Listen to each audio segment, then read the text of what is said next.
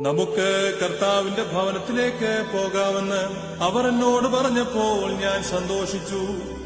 ഊർശലേമേ, എന്റെ കാലുകൾ നിന്റെ വാതിലുകളിൽ നിൽക്കുകയായിരുന്നു.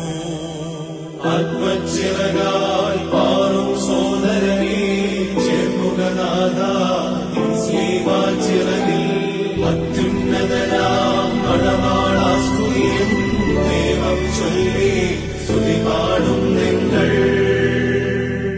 രാജപുത്രി മഹത്വത്തോടെ നിലകൊണ്ടു.